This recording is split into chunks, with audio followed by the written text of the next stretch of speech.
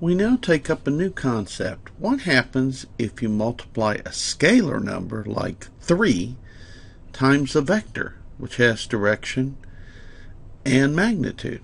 So we're looking at something like, let's say, k times a, where this is a scalar and that's a vector. And a couple of questions come to mind. The first question that comes to mind is it a scalar or is it a vector?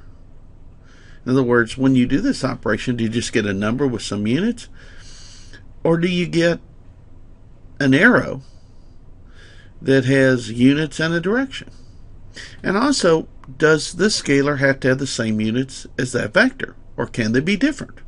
Well, it turns out this type of operation occurs a lot. One of the most important ones is when we take a scalar called mass, m, and we multiply it by the vector a, acceleration. That is going to be extremely important because it's related to something called the net external force in Chapter 4. All right? 3 times a. There's another example. So all of those are examples. All right, so let's see. From our knowledge of multiplying by scalars in elementary school, whenever you did a number like 3 times 2, what did that mean? 3 times 2. Well, what that meant was you wrote down the number 2 and you added it to itself 3 times. That's what it was. It was a shorthand for addition. So is the same thing here. Multiplying a scalar times a vector is a shorthand for vector addition. So if we take that, what that means is, let's say we have some vector, that vector, like this, that being vector A, and we had this k, then what we're going to do is we're going to do that vector and then straight along that vector again we're going to add another a,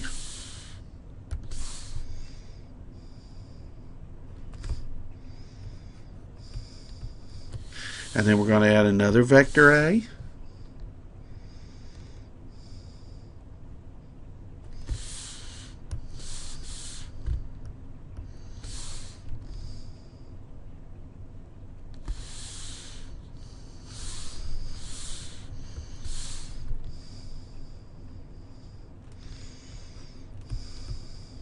and we're going to just keep doing this. K times. So what you're doing is getting a vector. The question is about whether it's long or the same. And we're going to fill out what that means as we go on. So it is, we know that this is the same as acting the vector A k times. So the answer is when you multiply a scalar times a vector, you get a vector. And we know that just from the work we did in elementary school and how we go about adding vector addition from the last section. Now, if we look at this, we also see something else. As you keep adding these things up k, then you're changing the length of the vector, and it's going to change by the factor k. Now, it turns out there are 3 possible cases. K greater than 0. I'm sorry, not quite what I meant to put here.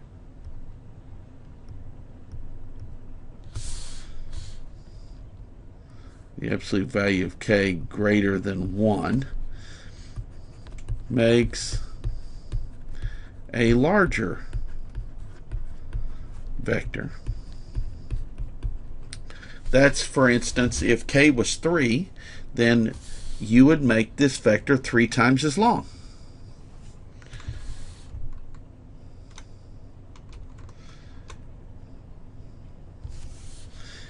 You could have k equal to 0,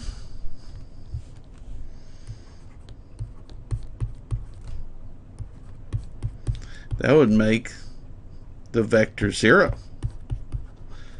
That's just what you learned before. 0 times 3 is 0. Well, if you write down the vector a 0 times, then you won't have a vector. It'll have no length. You also could have a vector whose magnitude is less than 1 but greater than 0, and this makes a smaller vector, but it doesn't make that vector 0. It will have some length. So if you multiply by 1/2, it'll make the vector half as long. If you multiply it by 1/3, it'll make it 1/3 as long. If you multiply by 5, it'll make it 5 times longer. So that's what happens to the magnitude. Now you notice I put these absolute value signs across this, except for here. And the question is, well, then what does the absolute value sign do? Well, the reason is because what minus the signs do is they change direction. So that's not related to the magnitude, that's related to the direction. So if k is greater than 0, if it's a positive, just like any other positive number, the resultant vector is in the same direction as the original vector. But if k is less than 0, if you multiply by a negative number, remember negative on a number line or anywhere else means rotate around 180 degrees. So if you do it with a negative number, you're going to change thing. You can't change it any other angle. You can't make it rotate 30 degrees. It's either going to point in the same direction or it's going to point in the opposite direction when you multiply a vector by a scalar. Now, I have some vectors here. Let's going to give you one. A is 2 meters at 30 degrees. And I want you to find the following 4 vectors as some practice. So turn off the video now, do that, and then after you've got your work, turn it back on and see if you get the same answers that I do. All right, in the next problem,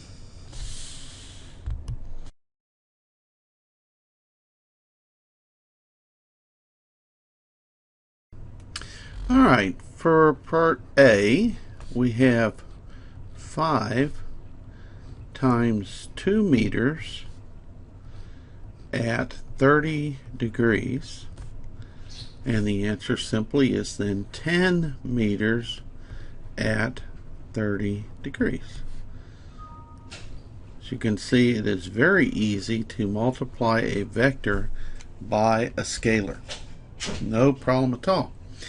And all it does is, in this case, make the vector 5 times longer, because this value was bigger than 1. It was 5, so I made it 5 times longer. It didn't change the direction because the scalar was positive. For B, you had 0.1 times 2 meters at 30 degrees. So this makes it 0.2 meters at 30 degrees. So in this case, it only made it 1/10 as long. Multiplying by 0.1 is like dividing this number by 10. And it didn't change, again, the angle. Notice the units in both of these cases were the same as the original vector because the scalar had no units. On problem C, here we have minus 3 times 2 meters at 30 degrees, which would look like minus 6 meters at 30 degrees. But the minus sign says that we have to take that out. That's not part of the magnitude. That minus needs to go by adding 180 degrees or subtracting 180 from this angle. So this is 6 meters at 210 degrees. So the vector is 3 times longer, and it's been rotated 180 degrees. And the last problem shows that you can mix units when multiplying by a scalar. So we have 2 kilograms times 2 meters at 30 degrees, and you get 4 kilogram meters for a magnitude, and it's at 30 degrees. Now this last one tells you something that's unique. When you add vectors, they have to have the same units, and you get a quantity that's similar to what you started. So if you add a distance and a distance, you get a distance. If you add a velocity to a velocity, you get a velocity. But here, when you multiply, you actually can change the quantity to something that's different than either of the two things you had. Here, you had something that had the units of kilogram. We'll learn later on that that's mass. Here, you had meters. Therefore, this may have been a position vector. But when you multiplied this position by this mass, you ended up with a totally new thing, kilogram meters, that's neither a mass nor a position. So multiplying a scalar times a vector can completely alter it. The most famous one is F equal ma. When you multiply a mass times an acceleration, you end up with a force, a totally different type of quantity. All right, if you can do these, then you can do the mathematics for multiplying a scalar times a vector when the vector is written in polar form. Well, now we're going to learn other ways to write vectors.